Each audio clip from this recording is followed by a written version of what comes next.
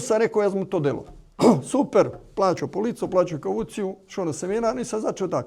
Ampak jaz nisam v začetku razmišljal, da ne vem, da bom jaz zaslužil ne vem kaki veliki denar.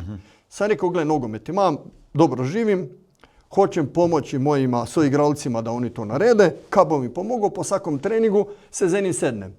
In jim razlagam. Ker drugače smo govorili 2 ure o nogometu, če smo zmagali, kdo je faca, kdo je kriv, če smo izgubili, kdo je zvečer šel sam spat, kdo ni šel v hotel, in mislim, to su te nogometne zgodbe i to.